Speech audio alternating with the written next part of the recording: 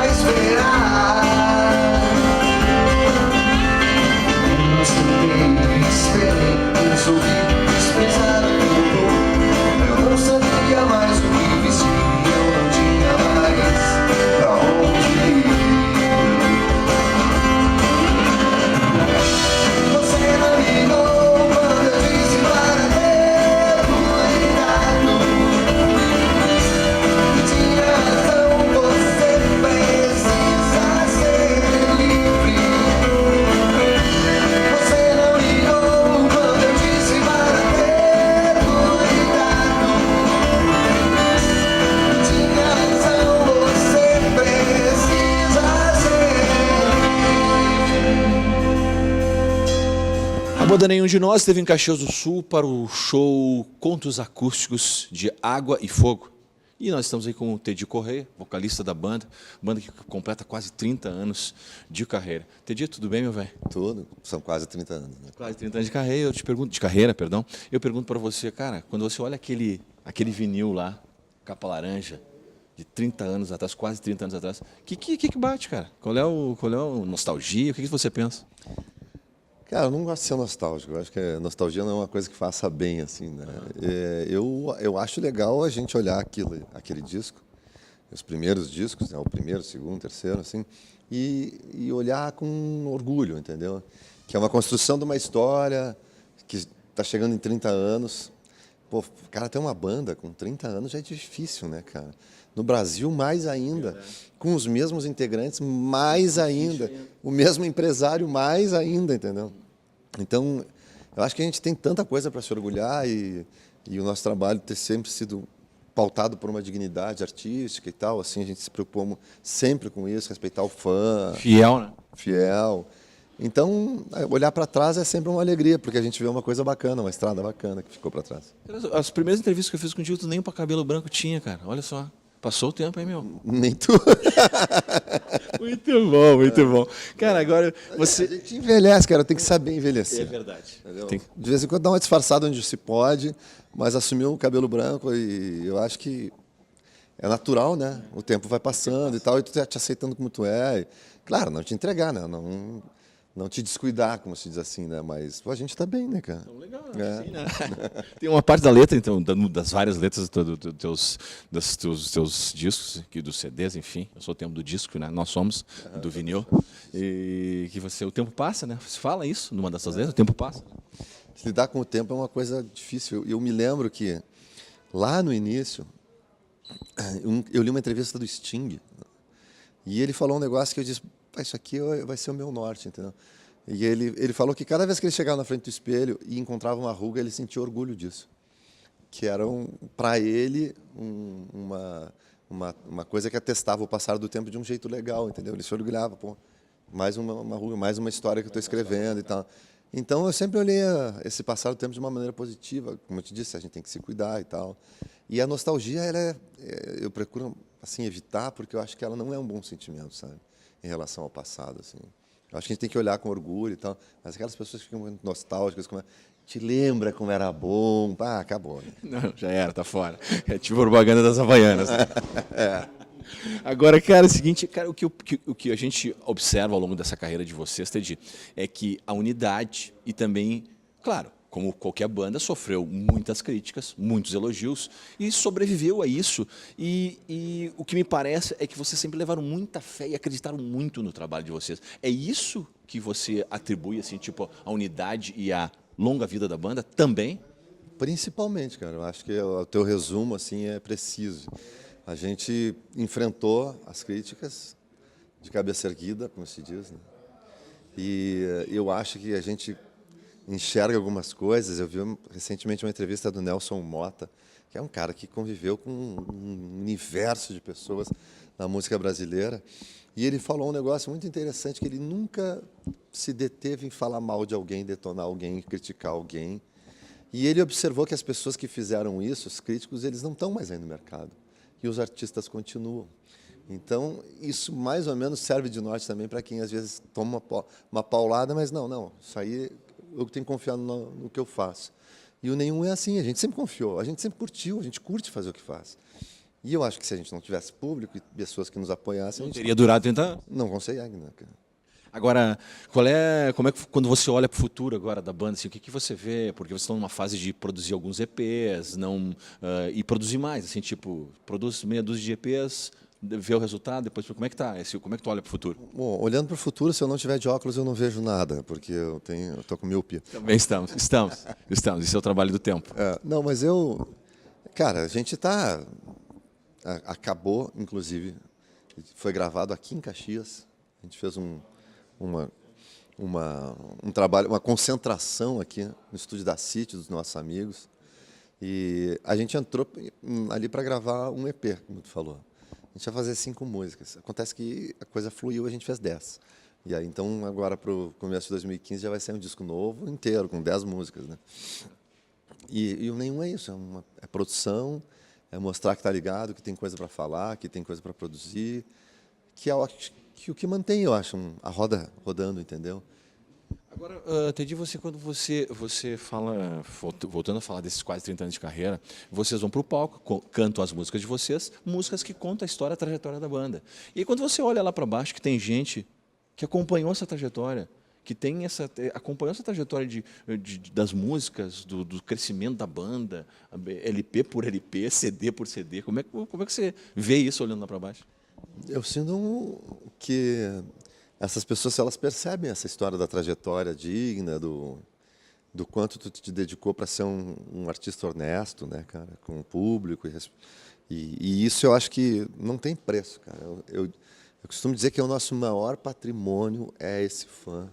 São essas pessoas que vêm até o show para nos encontrar. E aí o Nenhum tem um hábito que se prolonga desde o início, né, e que a gente espera não precisar nunca abrir mão, que termina o show, a gente recebe todo mundo, cara, para tirar foto, para... Eu sei disso, sempre acompanhei, é verdade. Dar um abraço, conversar um pouco. Você não tem essa distância, não tem esse estrelismo que algumas bandas têm, né, cara? Isso é bacana. Né, cara, é triste, mas eu conheço artista que não gosta do público, e eu vejo que o público gosta tanto dele, eu consigo entender isso. Eu não consigo entender isso.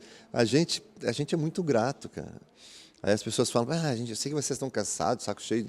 Eu digo, cara, esse momento é maravilhoso. A pessoa vem aqui, tipo, a gente abre o coração e fala, sou fã, adoro, desde que eu era pequeno, trouxe meu filho, que agora está começando a curtir, não sei o quê. É genial, né, cara? E às vezes as pessoas que vêm de longe, entendeu? Assistem o show pela primeira vez. Tem gente que vem de longe, já assistiu vários shows, e aí chega aqui, vai ser a primeira vez que vai entrar no camarim. Então, é um privilégio tu compartilhar isso com o público, né? Tem gente que acha que não, mas eu acho que é. Zoom. Muito bem, esse foi o grupo Nenhum de Nós. Daqui a pouco tem mais Nenhum de Nós aqui no Cena Aberta. Grande show lá no Teatro da UX, casa cheia, lotadíssima. Mas a gente está recebendo aqui no programa os colegas de profissão aqui, meu caro professor de fotojornalismo lá da FAMECOS. Que saudade, professor da FAMECOS. Beijo para essa grande faculdade de comunicação. É um grande lugar. Um grande lugar onde, pô, eu tenho muita saudade. Foi lá que eu consegui o tão desejado canudo de comunicação social, habitação e jornalismo. Como é que tá a FAMECOS, professor? Professor, esse é o Elson, professor Elson Sempé, que é professor de fotojornalismo, também é dirigente do Sindicato dos Jornalistas, está aqui para uma palestra. Ele veio a Caxias do Sul para uma palestra sobre essa mostra, a primeira mostra do Núcleo de Jornalistas de Imagem do Rio Grande do Sul, e também está conosco, claro, vou apresentar aqui agora, melhor, o nosso grande Milton Simas, presidente do Sindicato dos Jornalistas do Estado do Rio Grande do Sul. Que bom recebê-lo. Sempre é um prazer voltar a Caxias do Sul, por onde eu trabalhei, morei aqui por 11 anos, tenho muitos amigos, é um prazer estar novamente aqui na Serra. Muito bom.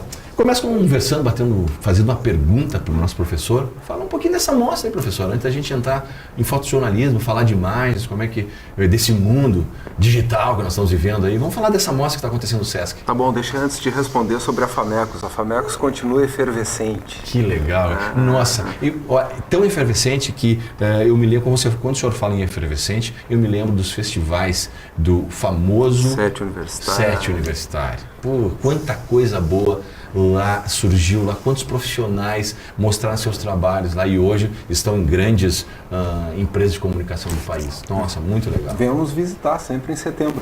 Que legal, obrigado pelo convite. Faz tempo que eu não vou lá, mas vou no próximo ano eu acho que eu tenho tempo para ir visitar e conferir essa mostra que é nacionalmente conhecida. Vai ser um grande prazer. Bueno, essa primeira mostra do Núcleo de Jornalistas de Imagem do sindicato, ela inicia internacional, né? Ela pega e reúne uma série de fotógrafos ligados ao sindicato e leva esses trabalhos selecionados para a cidade de Melo, no Uruguai.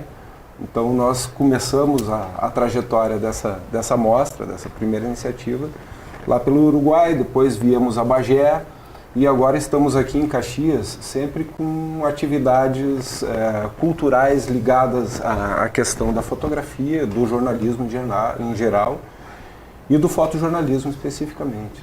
É uma bela mostra, tem uma diversidade bastante grande de trabalhos. Quem qual é o número de profissionais e quem são esses profissionais, professor? São vários profissionais, são 60 e poucas fotografias. Eu tive acompanhando a exposição, realmente são muitos profissionais. Com profissionais atuantes na área de jornalismo e em outras áreas também. A mostra ela não abrange somente fotojornalismo, ela tem fotografia mais expressiva, né, mais voltada para outras áreas também. E é uma pequena pinçada assim em alguma coisa do que se produziu aqui no estado nos últimos tempos. Agora, como é que o senhor vê hoje a produção de imagem fotográfica no estado do Rio Grande do Sul, professor? No campo do fotojornalismo, nós temos enfrentado uma crise bastante séria, né? Uma crise de identidade, uma crise de mercado, trazida muito pela evolução tecnológica por um lado e pela falta de consciência ou de preocupação das empresas com manter um certo patamar de responsabilidade com aquilo que fazem, né, como comunicação. A gente tem observado uma diminuição do mercado, um empobrecimento da qualidade da informação, inclusive visual, né, levada ao mercado, por causa dessas novas tecnologias, essas novas tendências, né, o jornalista cidadão hoje, porque todo mundo tem o seu celular com a possibilidade de fazer uma fotografia, transformou a perspectiva do que é ser repórter fotográfico. Hoje em dia o repórter fotográfico dificilmente trabalha sobre o hard news, sobre o fato, né, sobre a coisa impactante. Isso normalmente acaba sendo trabalhado por quem está no lugar, pelo passante, e o jornal acaba absorvendo isso como sendo, né, ele dá a a essa captura ou status de fotojornalismo. E o repórter fotográfico acaba desenvolvendo alguns outros trabalhos, né? Alguma coisa, uma tentativa de aprofundar algum assunto, uma reportagem mais elaborada. Agora, esse é um programa de cultura, a gente não tem como, mas estamos numa casa política, é a TV Câmara da Câmara Municipal. Não vou poder deixar, não posso perder a oportunidade desse gancho que o professor deixou para perguntar para o presidente do sindicato dos jornalistas a questão de empresas, presidente, que usam esse tipo de... Esse artifício de pegar uma pessoa que não é profissional, que vai lá e faz uma imagem, aí você usa a imagem e coloca num jornal, numa televisão. Como é que o senhor vê isso, presidente? Bom, a gente tem visto agora aí nesses últimos tempos aí, né, as empresas colocam seus meios de comunicação, WhatsApp, e-mail, ou as próprias redes sociais, disponibilizando para os seus ouvintes, telespectadores, leitores, que se viu alguma notícia, algum fato de relevância, vai lá e encaminha para o veículo de comunicação, né? Então, como o Sempé falou aqui, né, nesta ânsia aí da divulgação dos fatos, cidadão repórter, você repórter das ruas. Isso é uma máscara? Eles inventam um nome aí para trazer essa pessoa a divulgar o seu material, né? Ah, você vai ter um nome lá, enfim, mas esquecem muito da qualidade, né? Então é isso que a gente prima, né? Pela defesa do diploma de jornalista. Deixa eu te ajudar, Não, por favor. Não por só favor. a qualidade, mas aquilo Não é só o clique, né, professor? Não é só o clique. Não, Existe toda uma relação que precisa ser estabelecida com a informação que se leva. Agora, isso chega a ameaçar a categoria, presidente?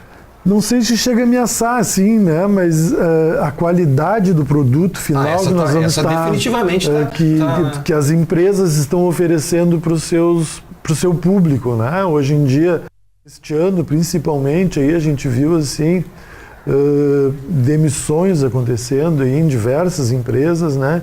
Não foi nem troca, substituição, foi fechamento dos postos de trabalho. Isso é muito preocupante. Quem ficou está sobrecarregado. Hoje em dia, por exemplo, tem veículo, tem empresa, grupo de comunicação aqui no Rio Grande do Sul, que o colega vai fazer a reportagem, leva a câmera fotográfica e pega a chave do carro do veículo para dirigir. Então é isso, é o acúmulo de funções. Nós estávamos conversando antes aqui, você sai com a máquina e com o bloco, o que você vai fazer primeiro? Você vai ouvir o teu entrevistado ou você vai fotografar? Impossível. Você faz 3 fotos ali e não precisa mais fotografar? Não é possível. Ou no meio da entrevista você vai parar de anotar para fazer? Então é isso, a gente questiona essa qualidade do produto final que vai ser oferecido para o público consumidor, né?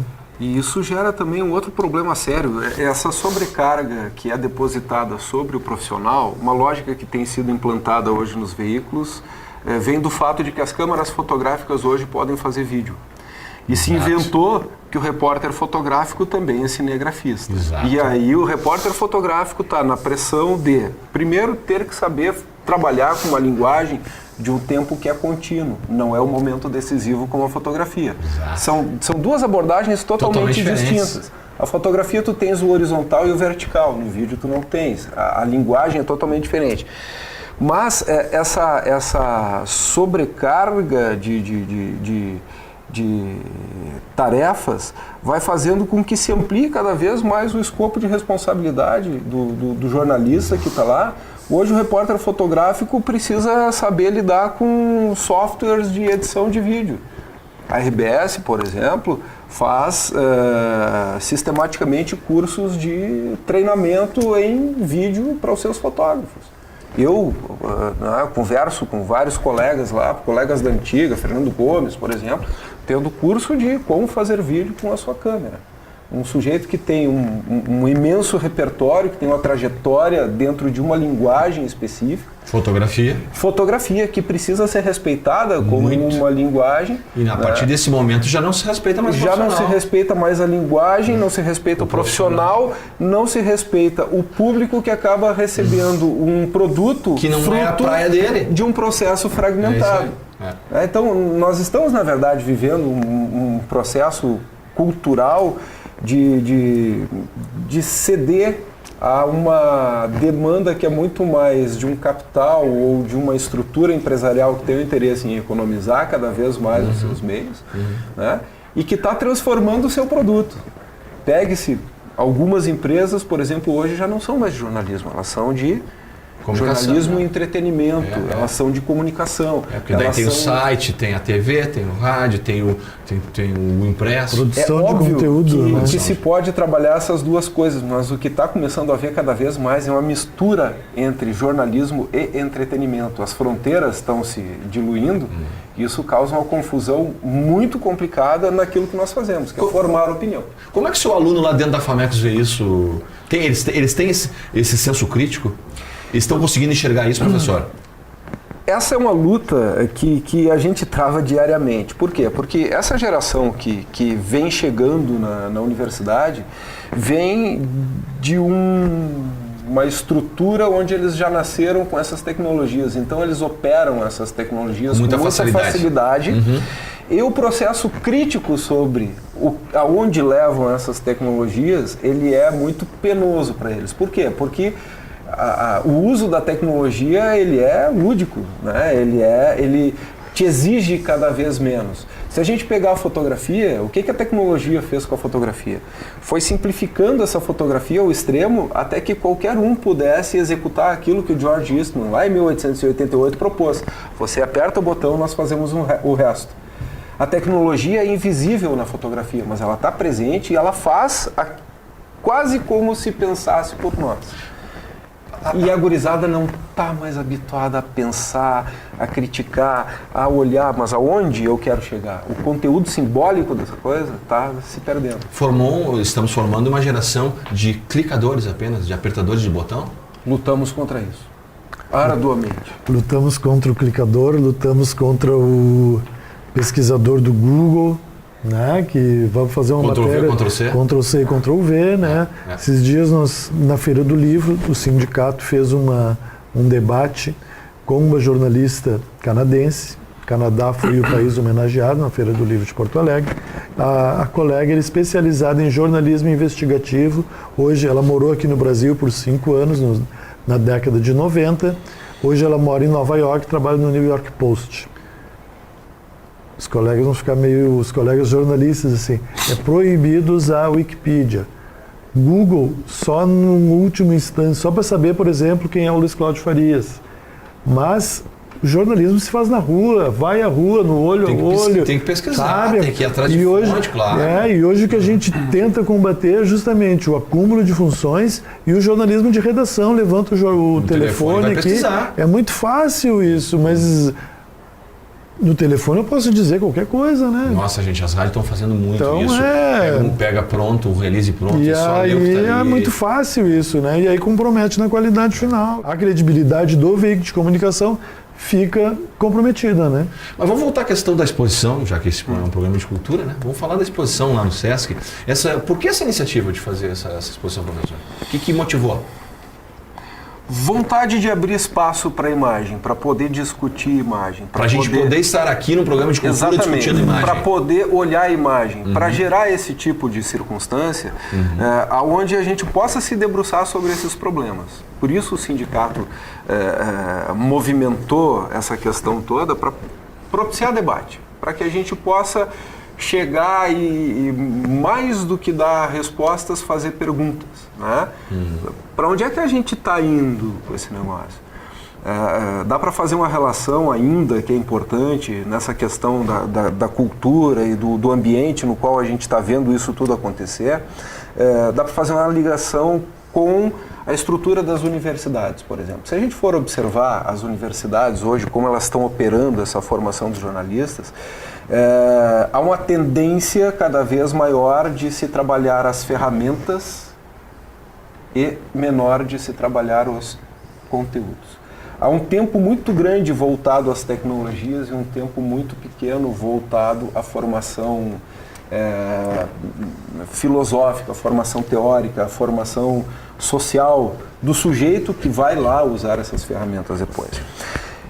Acompanhado também de uma certa sedição às lógicas de mercado. Por causa da concorrência entre as universidades, entre as faculdades, tem muita coisa aparecendo hoje no mercado, as faculdades estão muito preocupadas em atrair os seus alunos.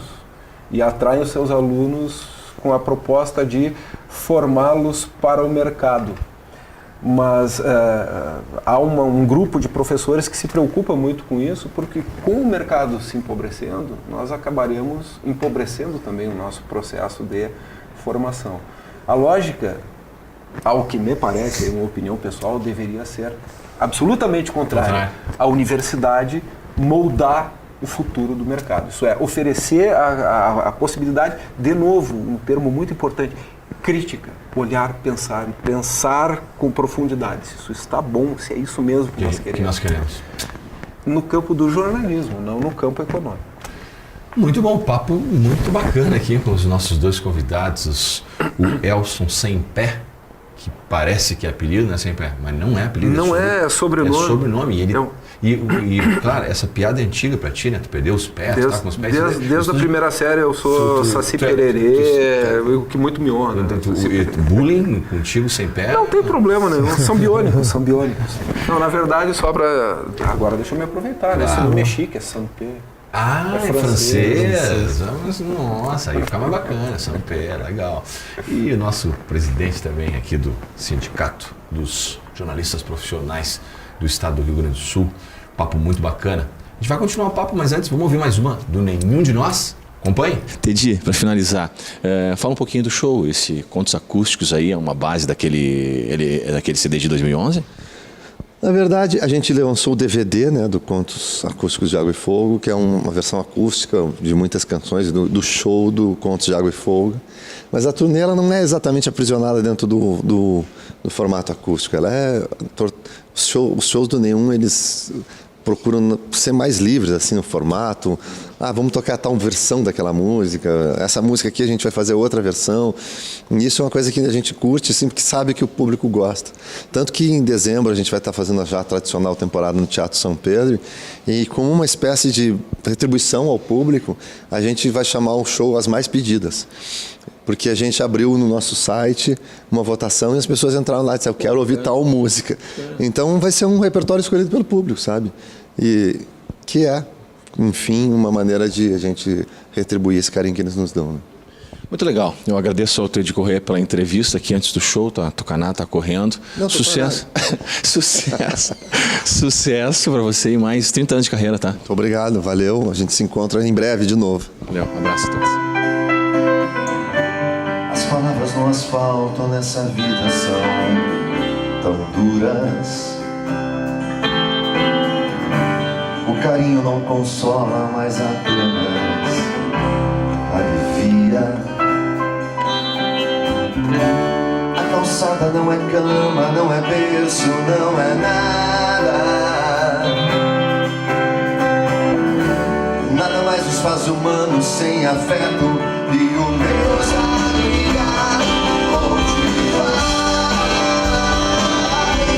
Estamos sem se vacilar. Onde vai? Outra rua nos dá brigar desse frio.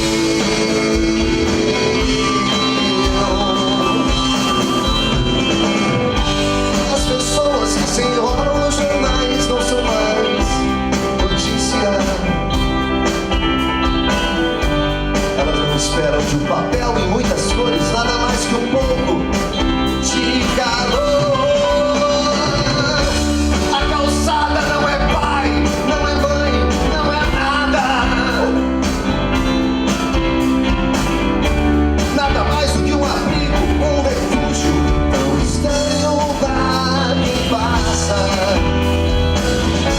Pra quem passar, onde vai? Nós estamos de passagem. Onde vai? Outra rua nos abrigar. Onde vai? Estamos sem de partida. Onde vai? Outra rua nos abrigar. Esse frio.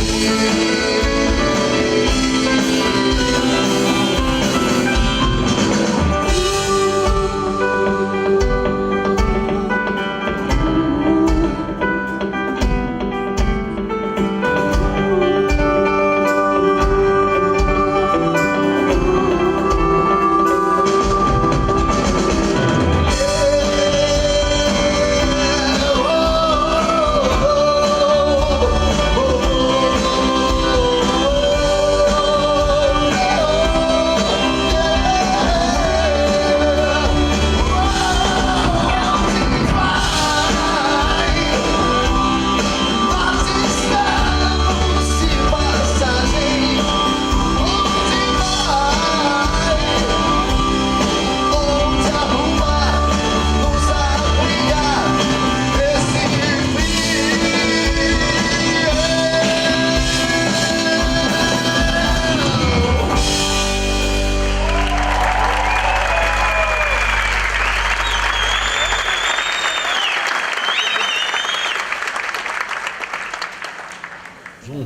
Muito bem, nenhum de nós que se apresentou aqui no Teatro da UX em Caxias do Sul, casa lotada, muito legal o show.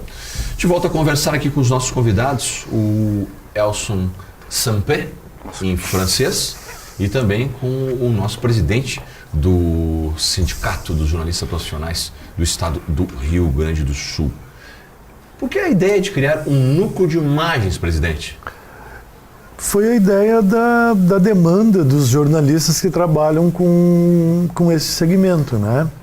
Ele foi criado no ano passado, em 2013, e reúne fotógrafos, cinegrafistas, ilustradores, chargistas.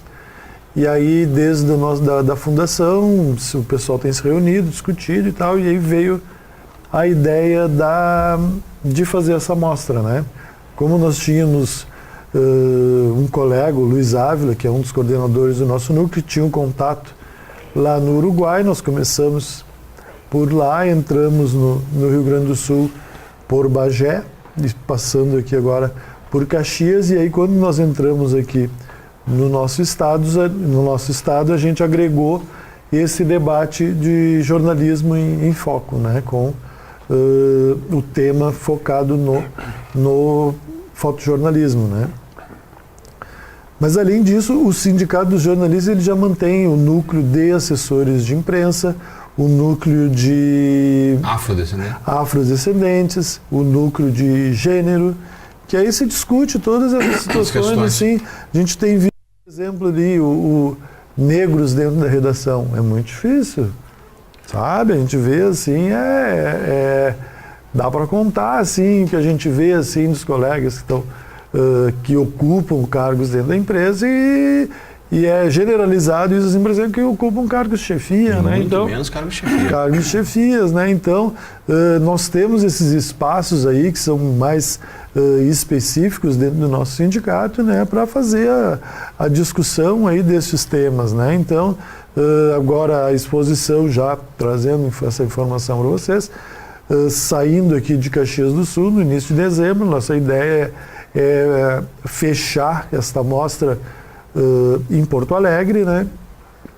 Um local ainda que nós estamos negociando aí para expor, e no ano que vem, no mês de maio, quando o núcleo vai fazer 2 anos, nós vamos fazer uma nova mostra, né?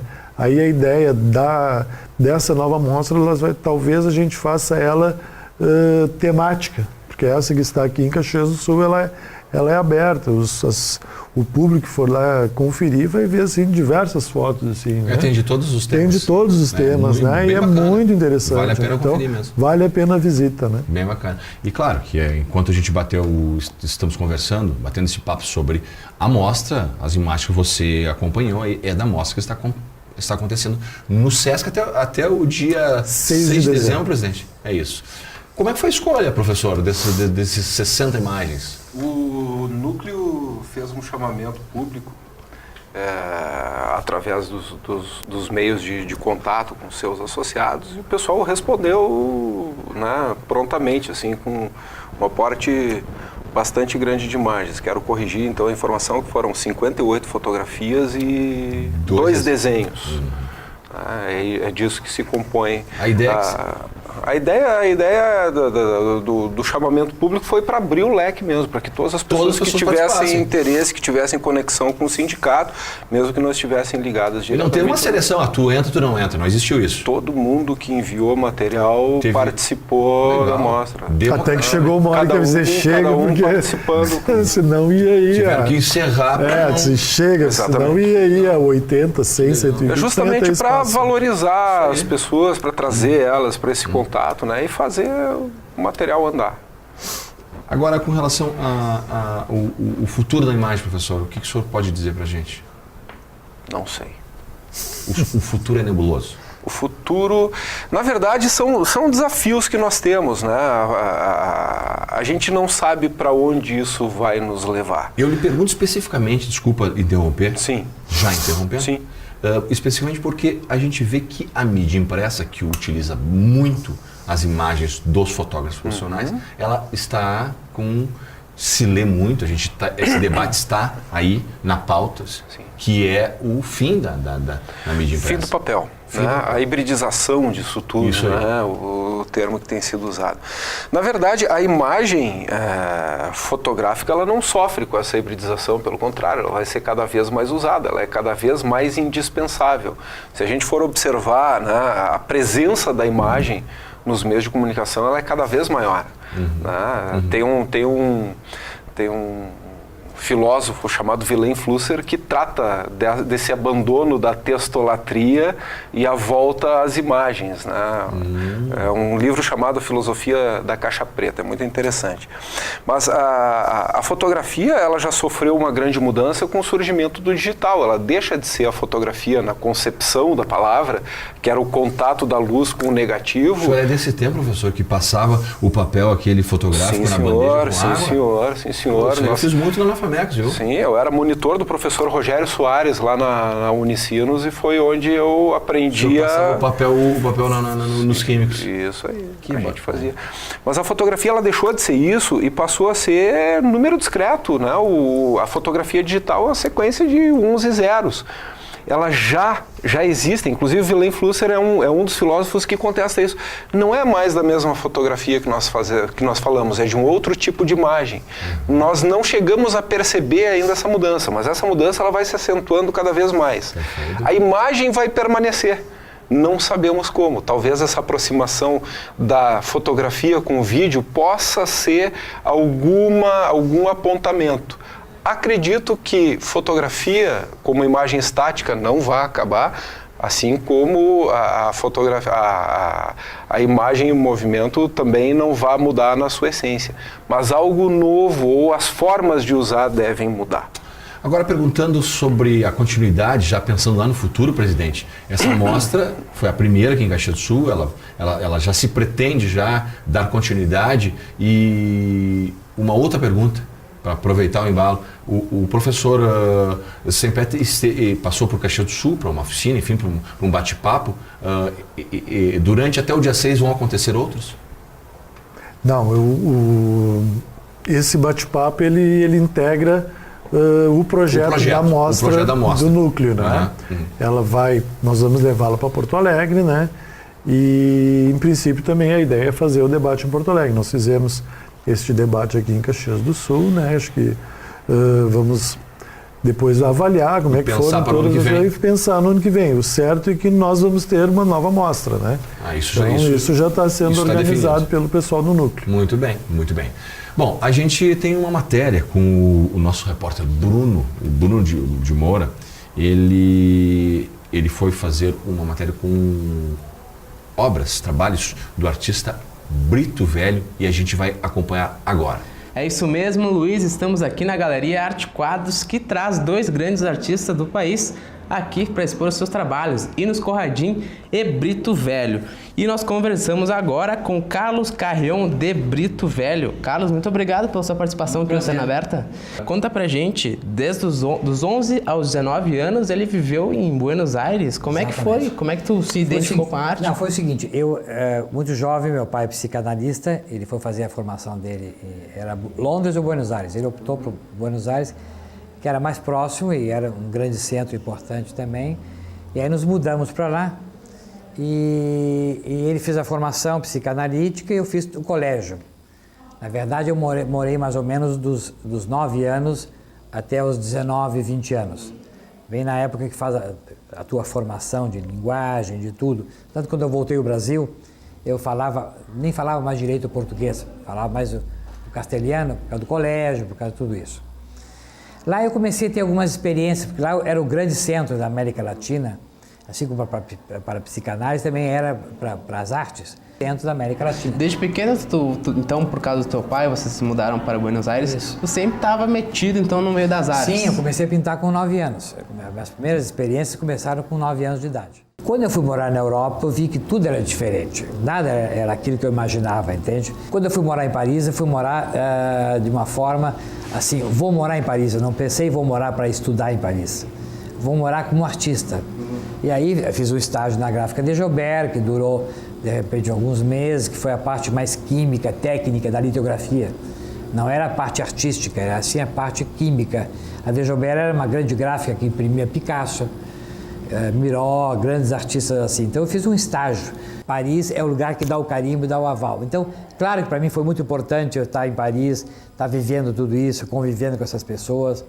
Quer dizer, como foi também em Buenos Aires, como foi em São Paulo, que é o grande centro hoje em dia do Brasil. Até porque o mercado ele te obriga a sair aqui da zona de conforto. Claro, digamos. exatamente. Me obriga, quer dizer, mesmo que eu diga não vou sair, mas vem algum marchand, pega meu trabalho e leva, entendeu? Porque não adianta, o mercado é uma coisa muito forte e está nesses grandes centros.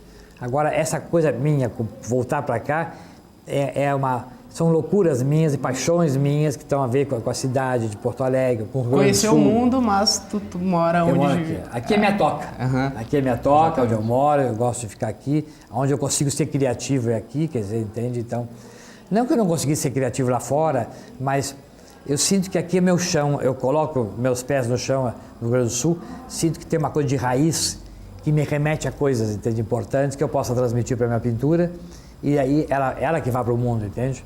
Hoje a obrigação não é minha, ela tem vida própria, ela vai para o mundo, entende? Muito bem. O Brito tem uma coisa interessante das obras dele, que você não dá nome aos seus quadros. Não. Por que disso? Eu tenho uma coisa assim, eu acho o seguinte, é uma coisa que existe, isso o Picasso falava, o Paul Klee, aquele grande artista austríaco, alemão, que foi um dos grandes gênios da Bauhaus, aquela escola de arquitetura alemã.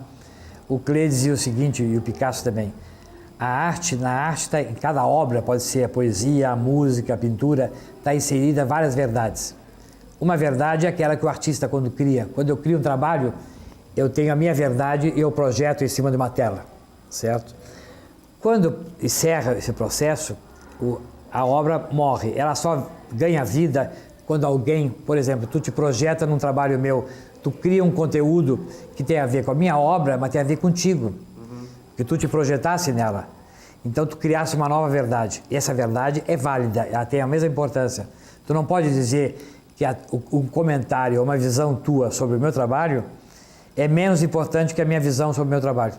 Até há pouco aqui na galeria as pessoas vêm admirar aqui as obras e elas acabam perguntando, mas o que o artista quis dizer com isso, né? Só que elas não acabam percebendo que o artista quer que você dê a sua interpretação a partir daquela obra. Exatamente. Até porque o artista, às vezes, quando eu revejo um quadro meu, já não é mais o mesmo conteúdo que tinha quando eu fiz ele. Eu já estou com outra cabeça, eu vejo que é uma outra coisa, então aí às vezes também não me preocupo em saber muito o que é, prefiro que os outros descubram, que os outros recriem. Essa é a importância da arte, entende? O nome, eu sinto que o nome termina criando uma barreira. A hora que eu dou um nome para a pintura, um trabalho, uma escultura, eu estou tentando direcionar para aquilo e não é verdade, não é aquilo. Aquilo era para mim naquele momento, já não é mais, entende? Então, às vezes eu vejo coisas assim que falam do meu trabalho, eu fico pensando, que interessante, eu não tinha pensado por esse viés, não tinha pensado nisso, e fico observando através daquela nova visão. Então, por isso que eu não gosto de botar nome. Eu só dei nome uma época, foi na época da ditadura, era uma série que eu fiz que era Reflexões e Variações sobre a América Latina. Eu refletia sobre o momento histórico da América Latina e sobre a ditadura no Brasil, na Argentina, no Uruguai. Então, era Reflexões e Variações sobre a América Latina. Era um nome meio genérico, era geral, não definia cada quadro. Muito bem, essa é um pouquinho da vida e obra de Carlos Carrion de Brito Velho. Nós convidamos a todos a vir conferir aqui a exposição do Brito e do Enes Corredim aqui na Galeria Arte Quadros, na Rua Feijó Júnior 975. Gostaria de agradecer, Brito, mais uma vez pela tua companhia. Espero que todo mundo venha visitar a exposição, que vai ficar até início de janeiro. Vai ficar um bom tempo, eu espero a presença de todo mundo, do povo de Caxias. Convidamos a todos, então, a comparecer aqui até a Galeria Arte Quadros, na Rua Feijó Júnior 975, apreciar o trabalho aqui do Brito Velho e do Enes Corredim. E essa exposição vai de 20 de novembro até 5 de janeiro. Nós voltamos até os estúdios do Cena Aberta. É com você, Luiz. Muito bem, tá aí a brilhante matéria do nosso repórter Bruno de Moura, que foi lá na Galeria Arte Quadros conferir o trabalho aí desse artista Brito Velho. Voltamos a conversar aqui para finaleira com os nossos convidados, o presidente do Sindicato dos Jornalistas do Estado do Rio Grande do Sul, jornalistas profissionais, meu amigo Milton Simas, e também com o professor de fotojornalismo da Grande Famecos, Elson Sampé. Para finalizar, não posso deixar de perguntar para vocês, aconteceu um fato aí no final das eleições, aproveitando a casa política que nós estamos, um fato que mobilizou a opinião pública, os profissionais de mídia, jornalistas, enfim, profissionais da nossa área, da comunicação. A questão da capa da revista Veja, que foi para as bancas, tentaram até, na verdade, antecipar, e foi para as bancas no domingo das eleições. E gerou um grande debate essa capa dessa revista. E eu queria que o nosso presidente do sindicato falasse um pouco desta questão do jornalismo que prega uma verdade duvidosa. Como é que a gente pode falar? O que a gente pode falar sobre isso, presidente? Eu quero que o senhor fale, vou pedir especificamente que o senhor fale como... Claro que a gente vai ter algumas pessoas como, esse cara é esquerdista, vai falar, enfim, de esquerda. Eu quero que o senhor fale como jornalista, como é que o senhor viu essa questão? Eu vi muito ruim, né? Porque depois, passadas as eleições, a gente viu que foi manipulado, enfim, as fontes, as declarações, né? Foi comprovado, até vou abrir um espaço. Eu abri o espaço exatamente por isso, porque depois das eleições foi comprovado que foi uma fraude. Por isso que a gente está botando o debate. Como jornalista, como cidadão, como eleitor, eu defendo que vá lá e mostre a sua posição. Seja veículo A, veículo B, veículo C, manifeste o que ele acha que é melhor para o país, para o município, para o estado, e diga, a partir de hoje nós vamos apoiar tal candidato. E aí a gente que assiste, lê ou ouve tal veículo, nós vamos... Como acontece nos Estados Unidos. A Fox é republicana e sempre apoia. Nós somos republicanos e vou citar aí o Reagan, sei lá. E aí, novamente citando a colega Isabel Vicent, a canadense, que veio fazer o debate conosco na Feira do Livro, ela disse que os veículos de comunicação são proibidos de citar outros veículos. Por exemplo, o Simas Jornal vai dizer que a Veja da semana passada citou que o Lula e a Dilma sabiam de tudo. Não, eles não citam isso. Se eles forem citar ou falar de determinado assunto, eles vão lá pesquisar para ver se é verdade ou não. E não foi o que Toda a imprensa, o restante da imprensa do Brasil, citou a revista Veja na onda da revista Veja. Hoje a revista Veja não é mais referencial para jornalismo de qualidade, de isenção e tal. A gente sabe hoje que a revista Veja tem lado, enfim, mas não é o lado do bom Que não jornalismo. é o problema de ter lado, o problema é tu te posicionar. Fazer o bom jornalismo, que é o que nós defendemos. É assumir, Com professor. clareza. O senhor discute isso na faculdade, professor? Apesar de o senhor não ser da teoria da comunicação. Não sou da teoria, mas é interessante. Mas é jornalista. Porque a fotografia, e aí tem um ponto interessante. A imagem, ela é de todos as formas de expressão a mais poderosa, porque ela é a mais imediata e é a que não necessita de deter-se um código para poder lê-la. Por isso ela é tão universal. Uma imagem vale por 1000 palavras, professor? Essa é uma discussão que nós temos que tratar no outro campo, porque... Isso é uma pergunta, tá? É uma pergunta. Tá bem, eu não estou afirmando. Me chama de novo que nós vamos falar sobre isso. Tá bom, continuando seu raciocínio. Mas uma imagem, ela não carrega em si a verdade, ela não carrega em si a informação toda. A fotografia é aquilo que se diz dela. A fotografia é aquilo que se diz dela.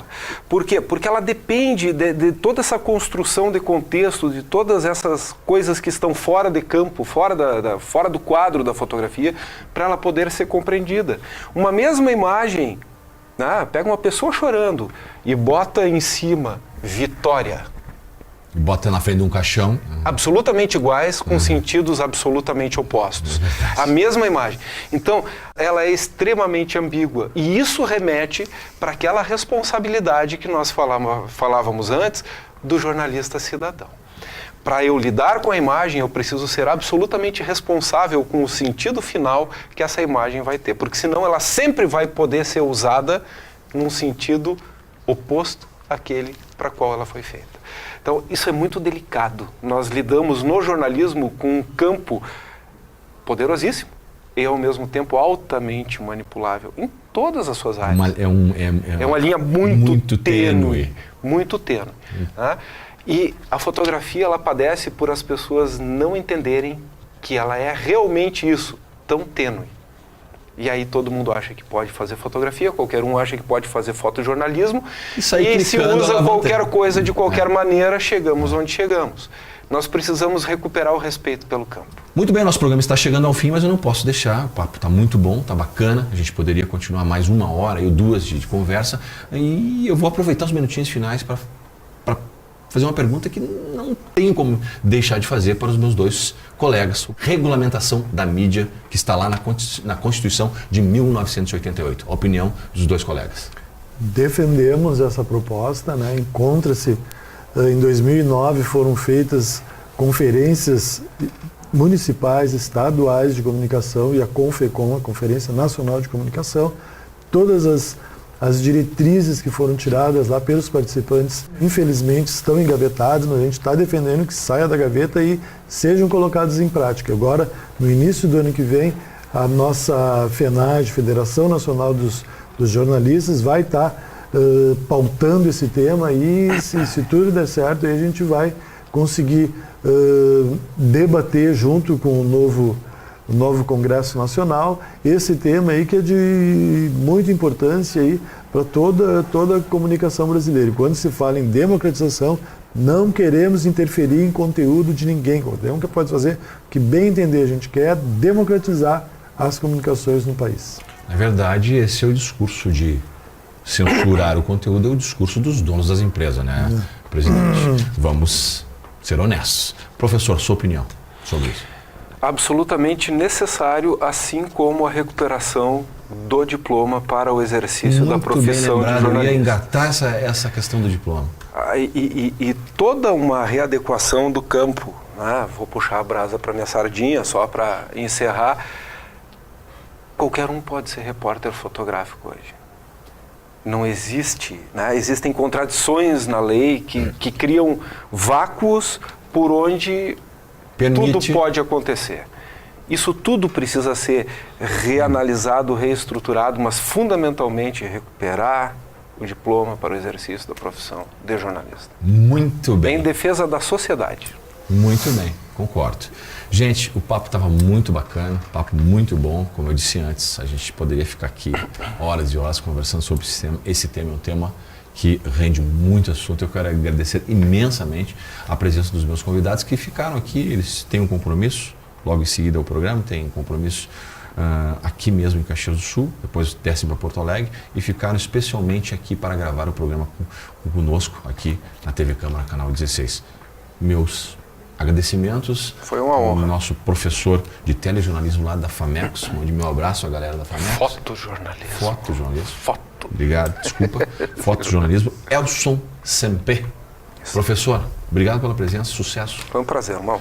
Também conosco esteve aqui, querido presidente do Sindicato de Jornalistas Profissionais do Estado do Rio Grande do Sul, que esteve aqui já trabalhando um bom tempo em Caxias do Sul, agora está lá em Porto Alegre, à frente desse sindicato, Milton Simas. Presidente, obrigado pela presença. Agradeço, muito obrigado, Luiz Cláudio. Agradeço aqui ao espaço e sempre que eu venho aqui eu tenho um carinho especial para Caxias do Sul. Quando precisar, é só chamar que a gente vem aí fazer o debate sobre jornalismo, que sempre é tão bom, tão instigante, tão gratificante para nós. Tá certo, muito obrigado. O programa de hoje fica por aqui. Obrigado pela companhia, obrigado pela audiência. A gente encerra com mais uma do Nenhum de Nós. A todos, muito obrigado e até a nossa próxima edição do programa Cena Aberta. Acho que é